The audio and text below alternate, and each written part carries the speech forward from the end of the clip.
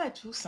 Donc aujourd'hui, je vais faire une courte vidéo pour répondre à une question qu'on me pose souvent, que d'habitude je traite au début de mes ateliers sur la charge mentale, mais dans mes vidéos, je ne l'ai pas traité pour ne faire court.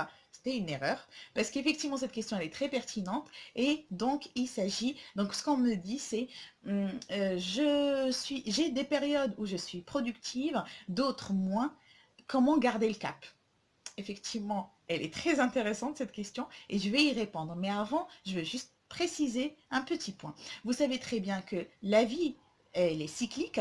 C'est pour ça qu'on dit il y a des hauts et des bas. Donc l'être humain en général, il est cyclique. Dans le sens où votre énergie du matin n'est pas la même que celle en fin de journée. Début de semaine, c'est pas pareil que la fin de semaine. On est un peu plus fatigué. C'est pareil pour début du mois, fin du mois, début d'année avec nos bonnes résolutions. Référence à ma vidéo de la semaine dernière. Et donc fin d'année, c'est pas pareil. Vous êtes une femme, donc c'est pareil. Vous suivez un cycle menstruel. Et donc début du cycle et milieu du cycle, fin du cycle, on n'a vraiment pas les mêmes humeurs et mêmes énergies. Donc pour commencer, il faudrait l'accepter. Tout simplement.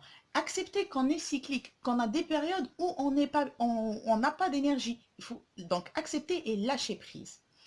En deuxième, donc la deuxième astuce, et qui n'est pas des moindres, c'est les identifier. Identifier quand est-ce que vous avez votre période, j'appelle ça la période high et la période down. Donc, identifier ces périodes-là. Il faut savoir, il faut les connaître. Vous pouvez par exemple tenir un journal et par la suite analyser en fait ce journal comme des données statistiques pour savoir quand est-ce qu'en fait vous êtes vous avez plus d'énergie, moins d'énergie, vous êtes plus productif ou non.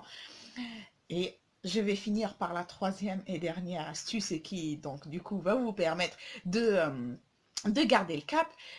Il faut planifier en fonction de ces périodes high et down. Donc, planifier efficacement.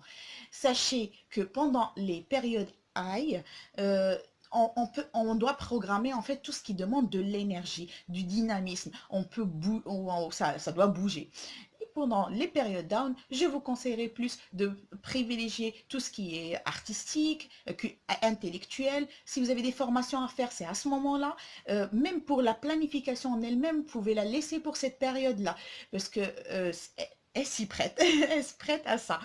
Vous savez très bien que la plupart des artistes les plus connus, ils ont fait leurs meilleures œuvres pendant des périodes où ils n'étaient pas bien. Donc, on peut que les prendre en modèle.